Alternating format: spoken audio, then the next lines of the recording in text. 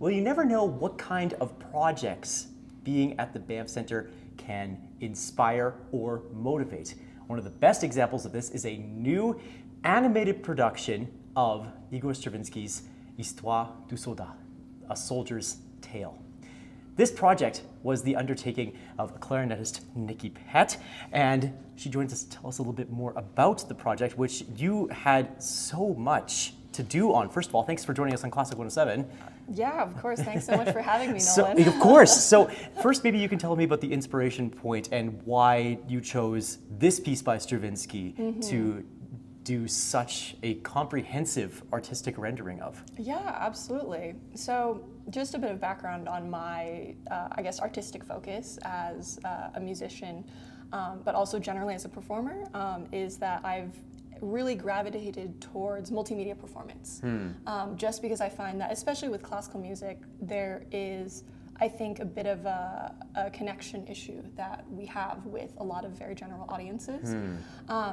And something that I discovered was that when you have sort of a visual pairing that is very tightly tied to the music and works to enhance the musical story, oftentimes a lot more potentially subtle musical nuance translates a lot more quickly to these general audiences. And this is actually something that I discovered with Stravinsky's A Soldier's Tale. And this was an experience that I had when I was an undergrad at Columbia University. I put on a sort of more normal, quote-unquote, Soldier's Tale production. So it had actors, it had dancers, we had multiple narrators. And of course, at the time, I was a computer science major, so I had a lot of non-music, a lot of different things, but a lot of non-musician friends. And they would come to my regular recitals and sort of be like, I'm here to support you. And then I would make eye contact with them when I performed, and the lights would not be on upstairs. They were fully there because they were my friend. They were not there because they were particularly engaged. Sure. But then it was with this Stravinsky performance that, I had a friend who was an architecture major come up to me and she said, I would have never liked this music otherwise, but it really spoke to me. In this setting, I knew this story, I knew why, I could feel why these things were happening, that were happening. So I think as an artist and as a musician, you always want to share your story and your perspective. And for me, there's nothing more fulfilling than to have that story land and have that really come across. What do you think it was about this particular story and the music with which it is communicated that made your friend go, yeah, that's it, that's what's tapping into something for me here?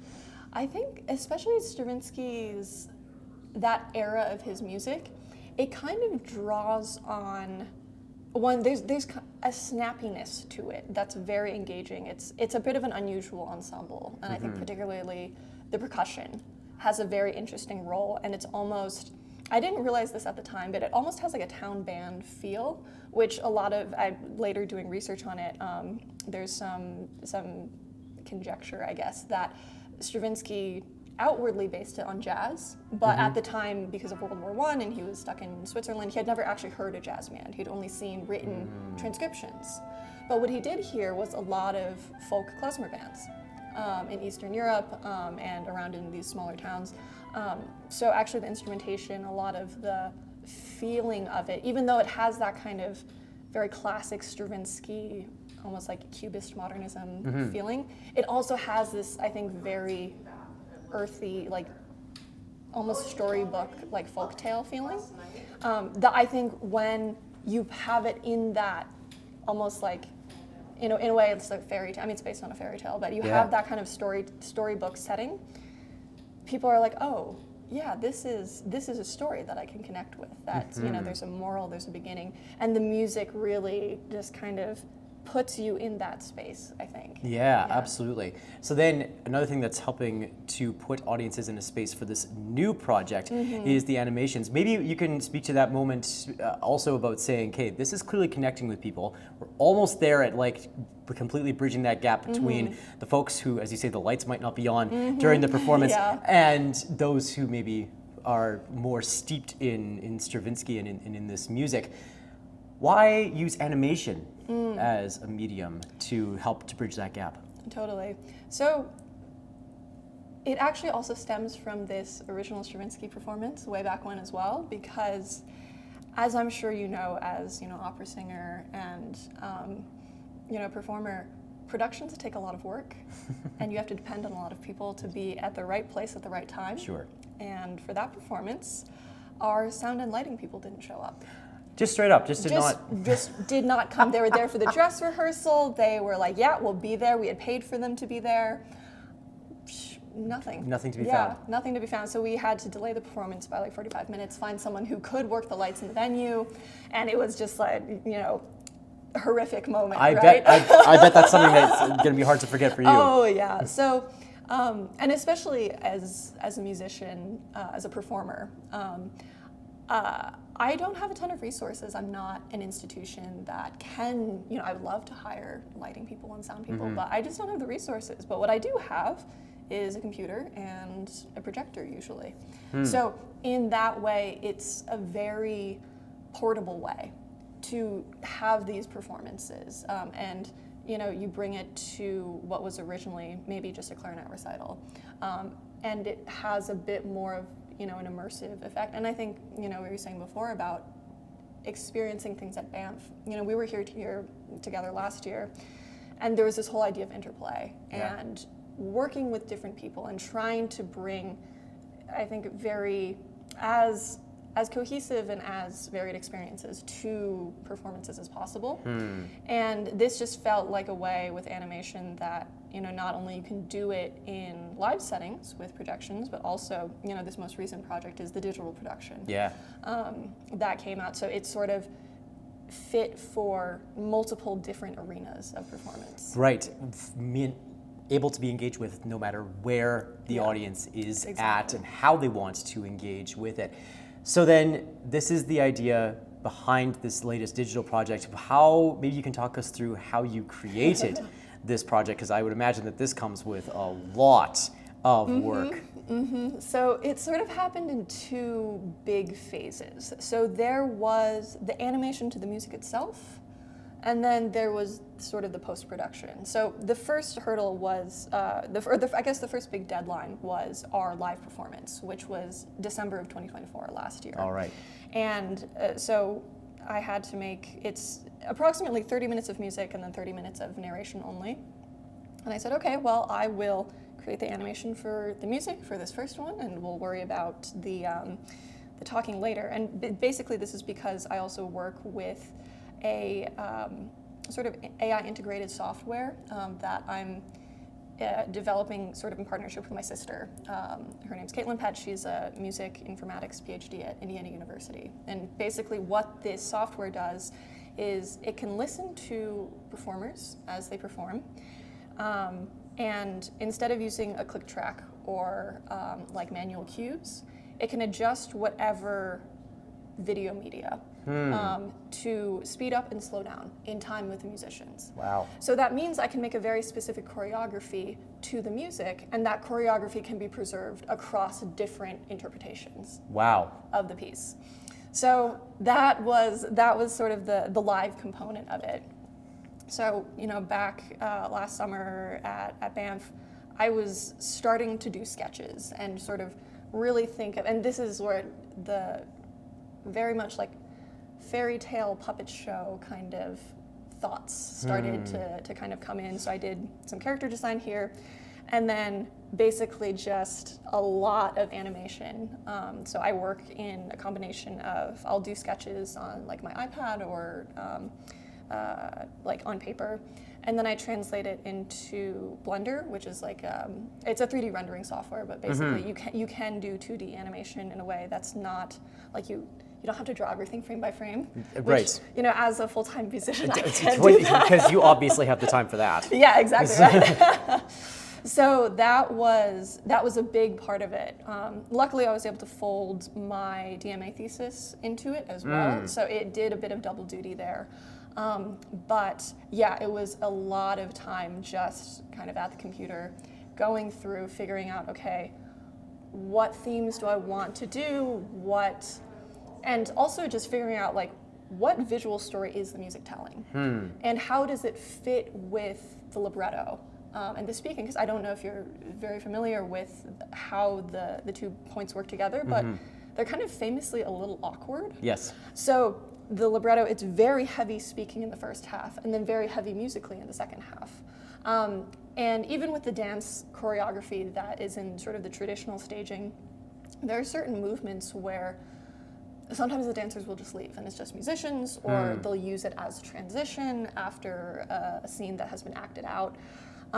So yeah, it was making a lot of those choices and figuring out how I wanted to present those. So that was the first half. Yeah, right. And then came the second part of it, which was the digital release. And one of the pieces of feedback that I got from that live performance was that basically whenever our narrator was speaking, we just had a single image behind her, because we don't yet have voice recognition in this flexible sort of following software.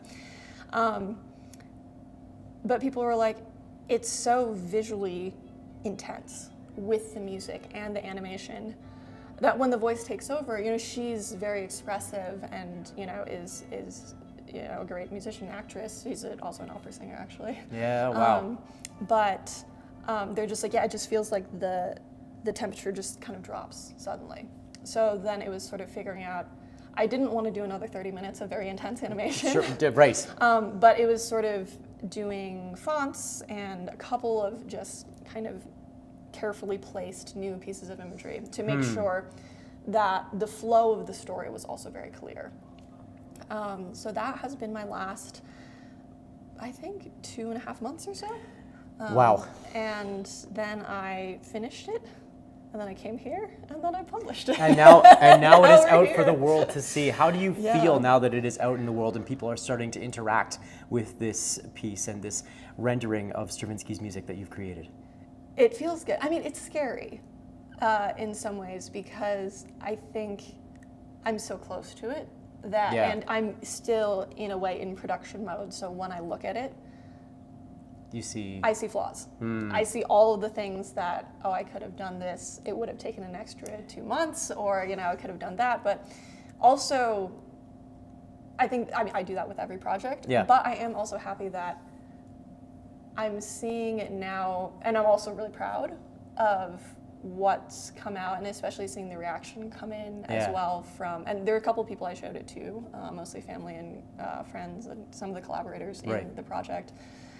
And the response was like, it was very good. I mean, partially they're not going to tell me to my face that they don't like it, but it seems very genuinely that people are enjoying it. Yeah, and people are responding to it in the way that perhaps you would have hoped for from that initial outset. You mentioned that you had started to do some of the sketches when you were at the Banff Centre here last summer. How did being here in this artistic space, how do you think that influenced the final product? In other words, as you watch this back now, flaws and all, how do you see the influence of Banff in this rendering of A Soldier's Tale? I think a lot of it probably has to do with my experience with The Handmaid's Tale last year, because we've been having these conversations last year and this year about, how do you present difficult subjects in a way that is respectful and impactful, but at the end of the day, we're still an entertainment business. There's a lot of spectacle in this. And I think with the story of The Soldier's Tale, there's a veneer of, it's a fairy tale, it's, very storybook, and very outlandish. But there's also a very, I think, real pain in there. And I think that's something that's especially expressed in the music more so than the libretto, partially because of how the piece is laid out and how it ends as well. It's a very kind of ugly ending that feels a bit too real life to be storybook. And of course, Handmaid's Tale is it's all out there. But kind of working with that interplay, but you know that those two sides of things and how to navigate that. I think that was really a big way that Banff showed up in the work. Yeah. Right now, it's sad to say that the world is in such a state of conflict, and we are hearing more and more stories of war, of casualties of war, the effects of war on people who survive. What do you think that this production of A Soldier's Tale can say into our current moment in 2025?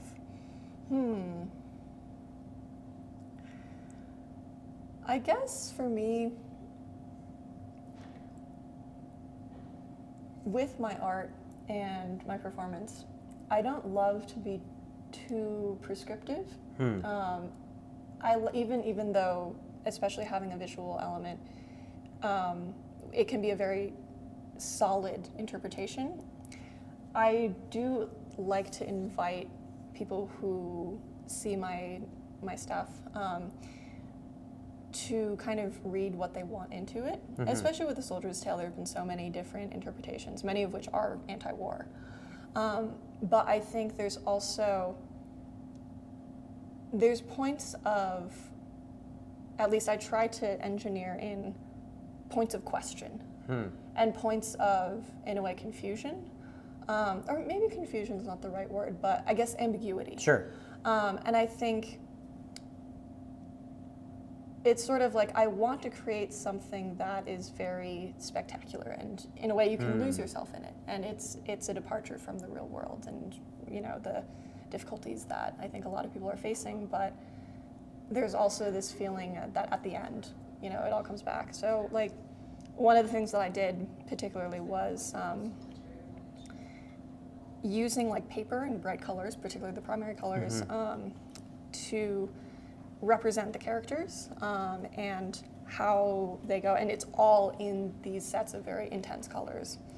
But the end, everything's engulfed in black, and that's the first time that like this very dark, other than, you know, the text, but this very dark color comes in and kind of circles everything. Sure. And you could say, okay, well it's just the ending. It's kind of like you know, classic Looney Tunes. It goes in a circle and then boom, done. Right.